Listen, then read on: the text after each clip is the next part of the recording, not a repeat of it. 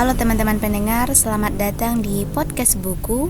Hari ini kita akan membedah sebuah novel karya Rizda Nurwidia, yaitu Membunuh Harimau Jawa. Sebuah judul yang menipu karena di akhir nanti kita akan melihat siapa yang sebenarnya menjadi mangsa. Jawa tahun 1920-an, di sebuah sudut sunyi bernama Desa Pajang. Sebuah peradaban baru sedang dipaksakan tegak di atas tanah leluhur. Pabrik gula mulai mengepulkan asapnya, dan sebuah jembatan yang dikenal sebagai Jembatan Merah sedang dibangun untuk menghubungkan ambisi penguasa. Namun, di balik hiruk pikuk pembangunan itu, ada ketakutan yang merambat. Bukan tentang mesin yang rusak, tapi tentang sesuatu yang menunggu di kegelapan hutan. Sesuatu yang disebut warga sebagai Simbah, sang penjaga yang terusik rumahnya. Nah, sebelum kita masuk ke cerita, kita kenalan dulu sama tokoh utama novel ini. Yang pertama itu ada Meneer Dederik. Dia seorang tuan tanah Belanda.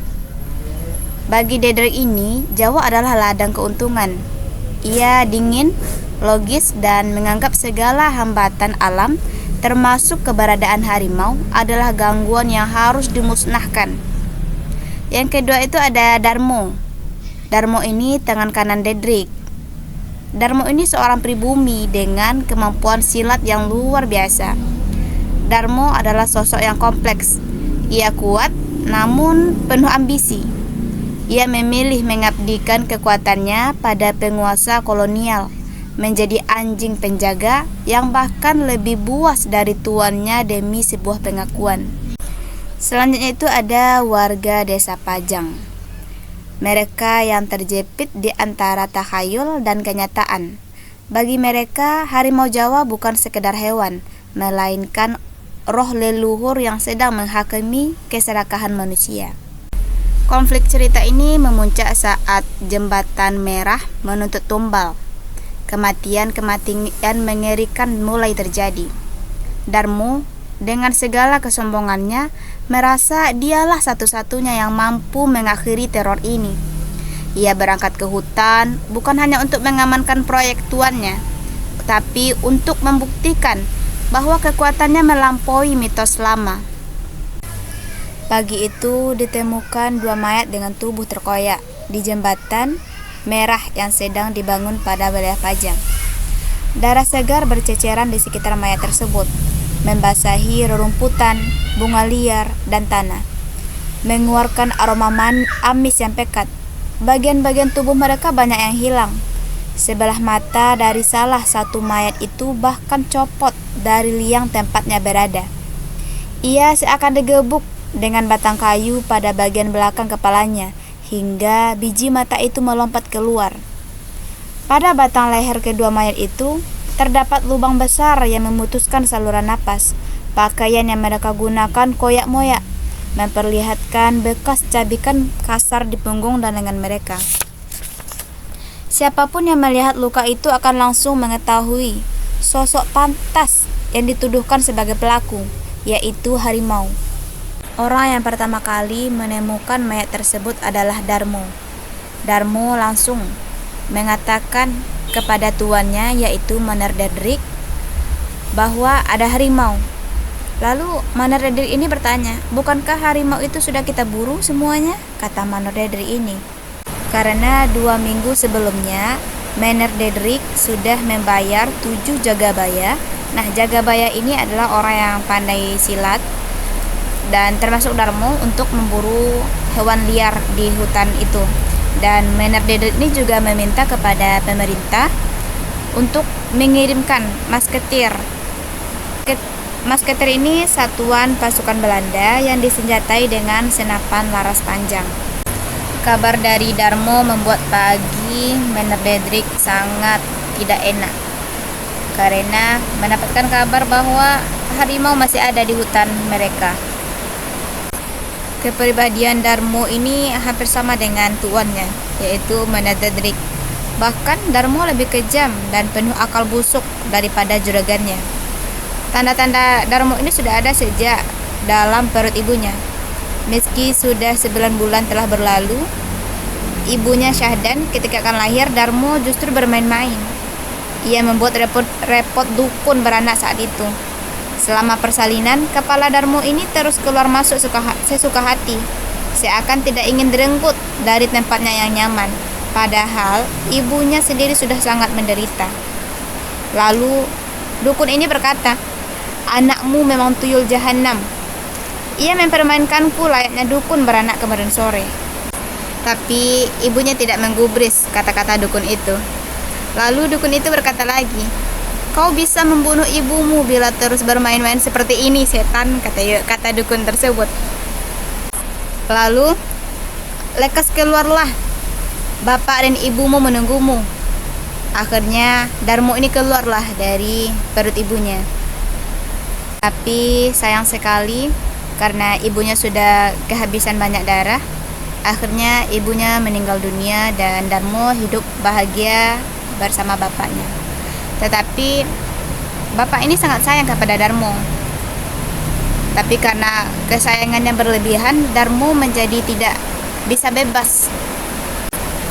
Ketika umur Darmo beranjak 17 tahun, dia jatuh cinta kepada seorang gadis desa tersebut yang bernama Sutini. Dia bercerita panjang kepada Sutini, lalu Sutini ini memberitahukan keinginannya bahwa dia ingin memegang kelinci putih.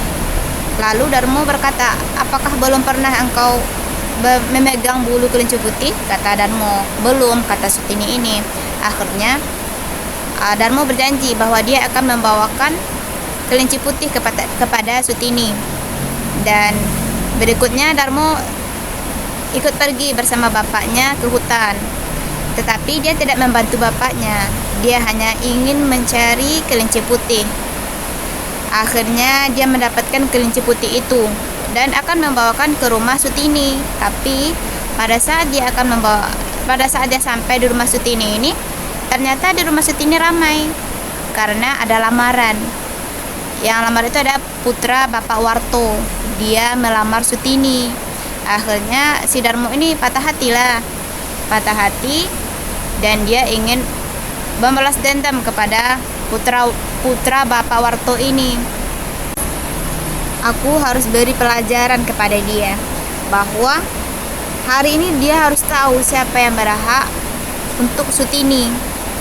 Darmo segera pergi menemui putra Warto berbekal perang tajam, memilik bapaknya yang beberapa hari lalu ia bawa ke hutan untuk mencari kelinci. Namun kali ini ia tidak perlu mencari. Darmo sudah tahu di mana laki-laki itu berada.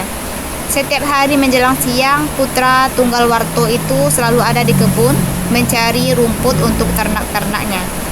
Darmo tergopoh-gopoh dengan kemarahannya berlari ke kebun.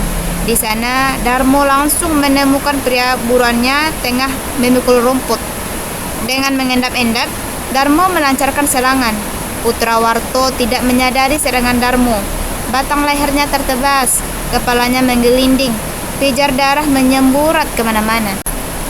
Darmo termenung saat memandang kepala dan tubuh anak Warto yang sudah berpisah, antara kagum dan terkejut dengan apa yang telah dilakukannya. "Ia mati," kata Darmo. Lalu dia berlari secepat kilat meninggalkan mayat putra Warto tadi. Kematian putra Warto membuat ribut penduduk desa Kretek. Orang-orang membuat kisah-kisah ganjil yang mengenai kematiannya. Ada yang mengatakan kalau anak Warto itu dibunuh oleh makhluk halus. Ada juga yang mengatakan ia dibunuh sebagai tumbal kesaktian bapaknya. Untuk mencari pembunuh anaknya, Warto membuka sayembara terbuka.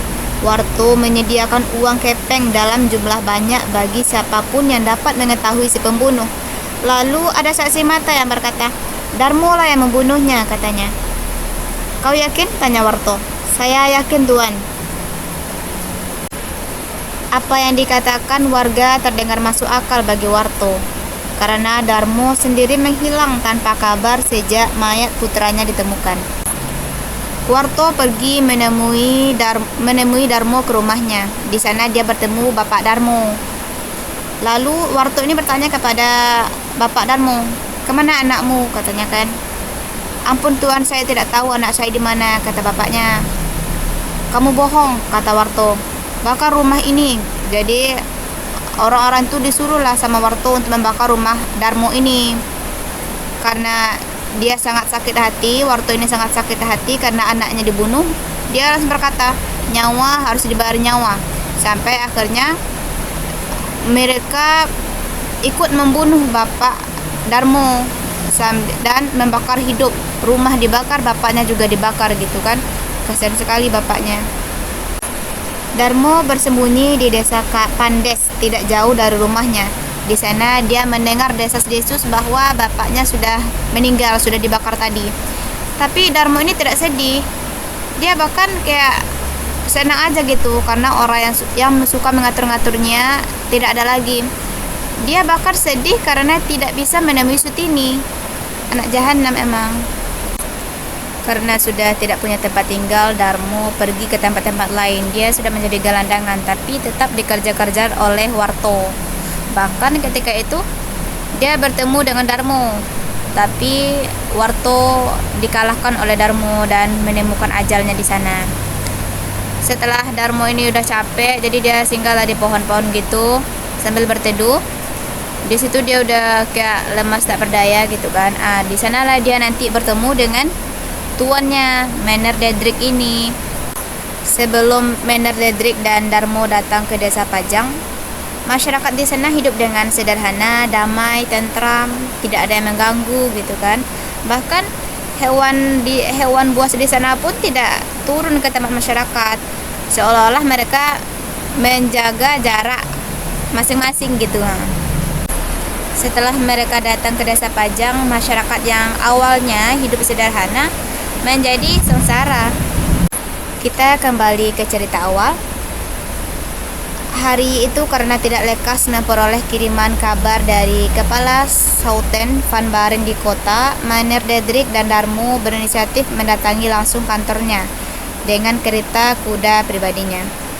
Tanpa basa-basi, Menerdedrik langsung bertanya kepada Van Baren bagaimana perkembangannya, apakah kau sudah mendapatkan hasilnya?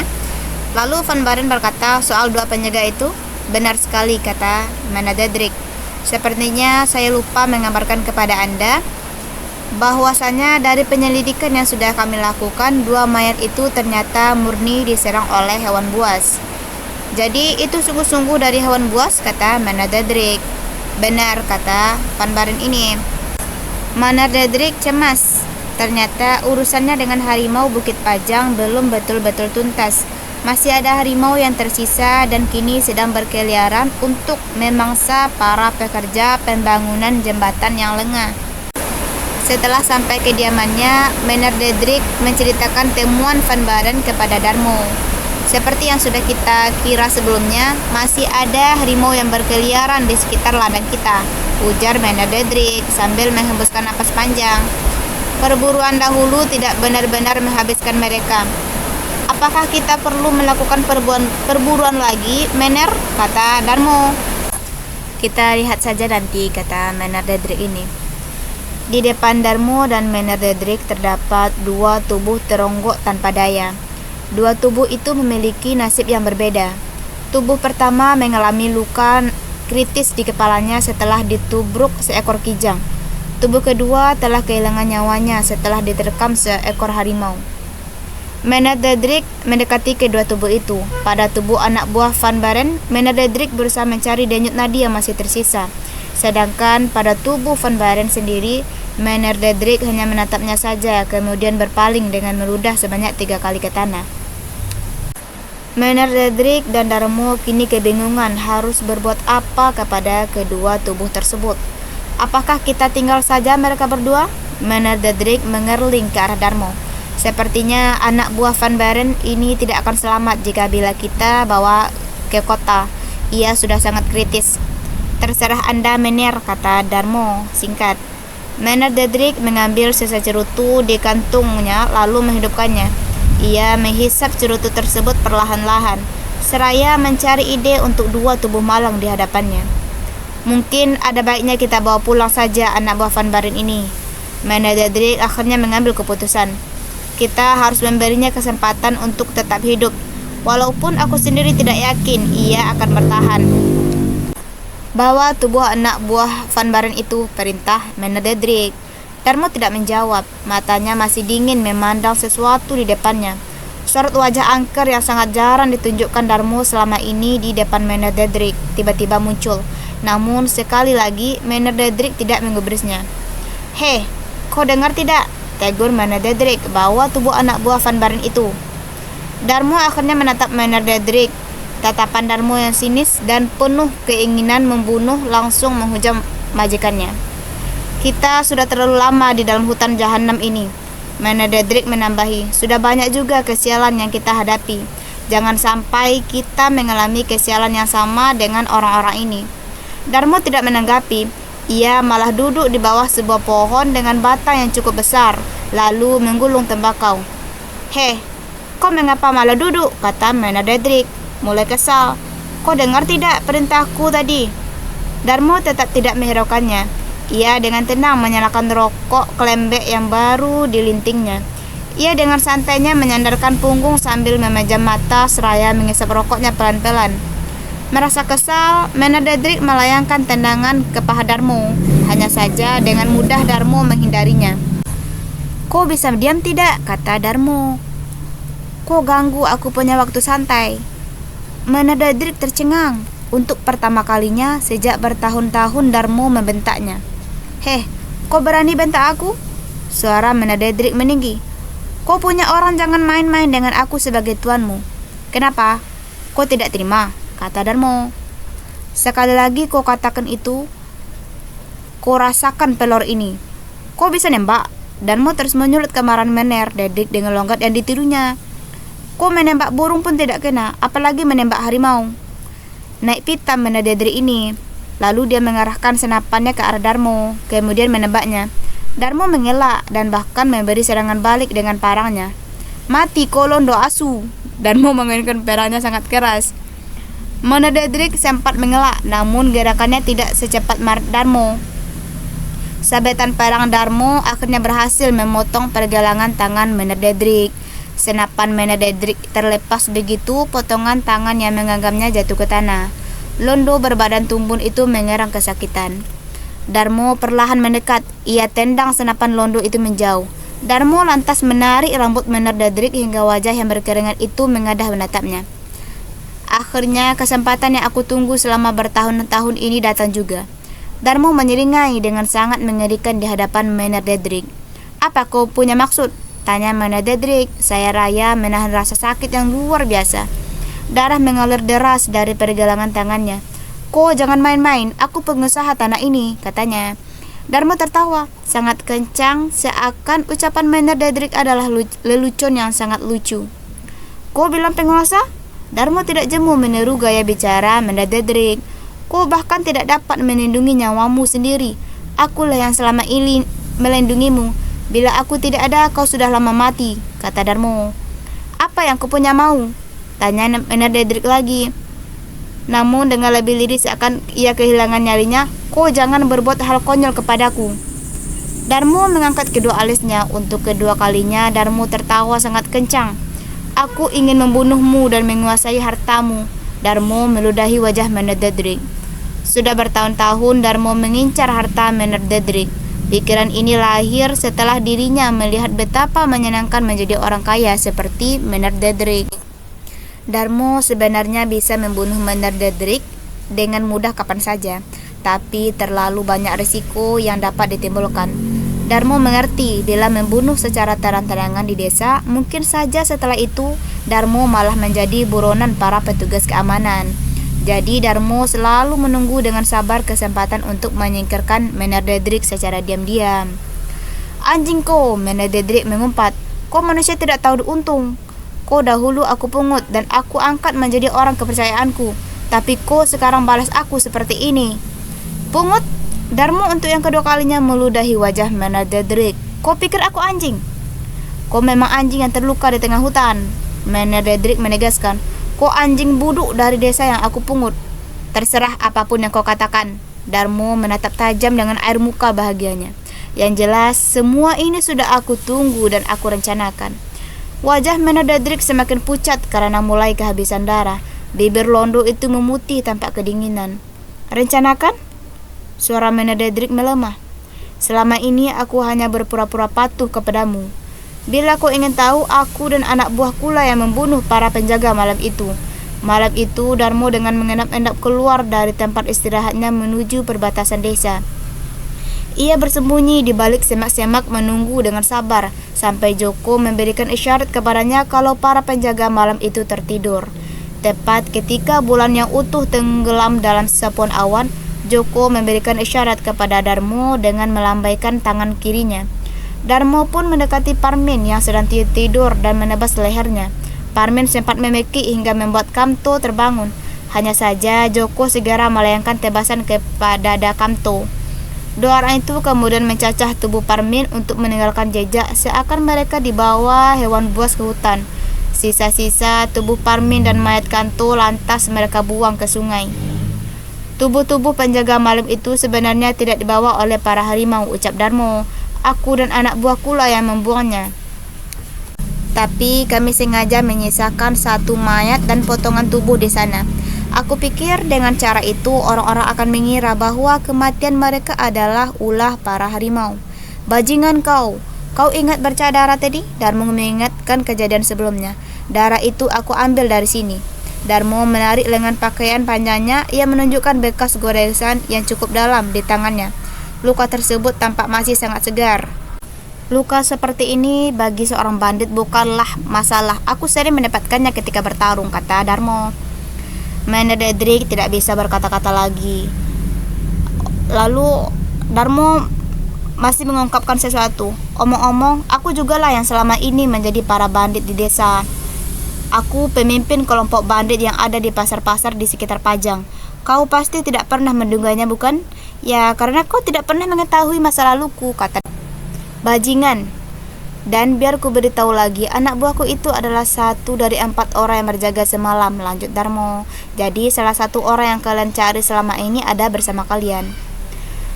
Tariklah napas terakhirmu. Ini adalah hari terakhir kau melihat dunia, kata Darmo, sebelum dia menebas kepala Menededrik. Sekarang akulah penguasa hartamu. Darmo tertawa kencang. Akulah sang harimau Jawa, penguasa desa. Darmo juga menghabisi anak buah Van Barens yang sedang kritis. Mayat-mayat itu kemudian ia cincang agar aroma darahnya mengundang hewan-hewan liar yang ada di dalam hutan untuk menyantap. Dengan berdalih bahwa mayat-mayat itu adalah korban serangan harimau, Darmo akan terbebas dari tuduhan dan hukuman. Darmo segera meninggalkan tempat itu setelah mendapat cap darah dari 2 ibu jari tuannya. Darmo tak mau menjadi santap malam dari para hewan liar yang suka keluar malam. Darmo terus menarik kakinya menelusuri jalan yang sudah dilaluinya tadi dengan membaca jejak goresan di batang pohon. Tidak butuh waktu lama untuk Darmo menjauh dari jantung hutan. Setelah berlari sekitar 45 menit tanpa istirahat, Darmo sampai di tepi hutan Pajang. Pohon-pohon tinggi masih mengelilingi kepala Darmo, tetapi semak-semak lebat sudah mulai jarang-jarang. Darmo benar-benar tidak sabar ingin lekas sampai di desa. Setelah menunjukkan surat wasiat palsu ini, aku akan menjadi tuan tanah baru di Pajang, gumam Darmo. Darmo tertawa seorang diri karena begitu senangnya. Tawa itu terdengar layaknya gelak seorang genderuwo penunggu hutan. Di tengah rasa senangnya, Darmo melihat semak-semak yang bergerak. Siapa itu? Kata Darmo. Sosok di dalam semak itu tidak lekas keluar, tetapi bergerak cepat ke semak lain. Asu, umpat Darmo kaget. Penasaran, Darmo pun mendekati semak-semak itu.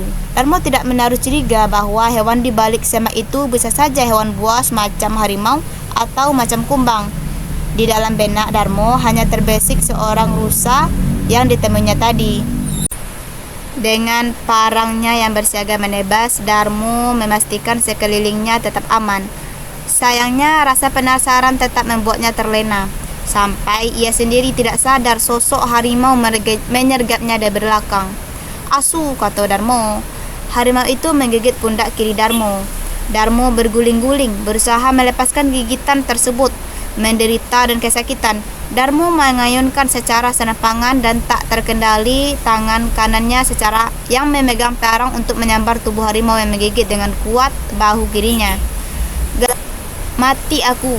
Darmo mulai panik. Di mana kau harimau sial? Dengan terhuyung-huyung, Darmo coba meninggalkan semak-semak tersebut. Namun ia jatuh tersandung sesuatu. Itu mayat pengakutnya yang sebelumnya mengantarkan anak buah Van Baren. Ia juga diserang harimau. Harimau sialan. Darmo kesal tapi tidak bisa berbuat banyak. Aku harus keluar dari tempat ini. Dengan langkahnya yang limbung, Darmo berjalan tergopoh-gopoh. Hanya saja Darmo masih diawasi oleh sang harimau. Maka untuk kedua kalinya harimau itu menyerang Darmo. Kali ini harimau itu menggigit tangan kanannya. Parang Darmo terjatuh. Harimau itu pun mencakar dada mangsanya hingga cukup dalam. Bajingan! Darmo dan harimau itu berguling-guling lagi. Walaupun pertarungan Darmo dan harimau itu tidak seimbang, tapi perlawanan Darmo membuat si harimau kerepotan. Setidaknya sampai si harimau bisa mendaratkan giginya ke leher Darmo. Kaki harimau itu mengunci tubuh Darmo agar tidak dapat bergerak. Setelah merasa mangsanya sudah benar-benar mati, harimau besar itu menyeret tubuh Darmo ke balik semak-semak rimbun. Inilah bagian yang paling menggetarkan dalam sebuah perburuan yang seharusnya menempatkan manusia sebagai penakluk. Keadaan justru berbalik. Bukan harimau Jawa yang punah di ujung senapan, melainkan Darmo yang menemui ajalnya secara tragis. Kematian Darmo adalah simbolisasi yang sangat kuat dari penulis, yaitu Rizda Nurwidia. Darmo mati karena ia kehilangan akarnya. Ia menghancurkan alamnya sendiri, menindas bangsanya sendiri demi menyenangkan penguasa yang bahkan tidak benar-benar menganggapnya setara. Pada akhirnya Darmo bukan membunuh harimau, ia justru membunuh kemanusiaannya sendiri hingga alam memutuskan untuk melenyapkannya. Novel ini mengingatkan kita bahwa pada tahun 1920-an atau mungkin bahkan sekarang, seringkali yang paling buas bukanlah mereka yang bertaring, melainkan mereka yang memiliki ambisi tanpa batas.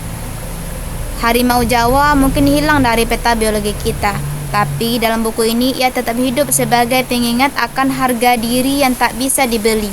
Darmo telah jatuh dan hutan tetap menyimpan rahasianya sendiri. Terima kasih sudah mendengarkan ulasan audio ini. Bagaimana menurut kalian? Apakah kematian Darmo adalah sebuah keadilan atau sebuah tragedi? Saya tunggu pendapat kalian di kolom komentar. Saya pamit undur diri. Teruslah membaca karena dalam setiap lembar buku ada dunia yang menunggu untuk didengar. See you next time.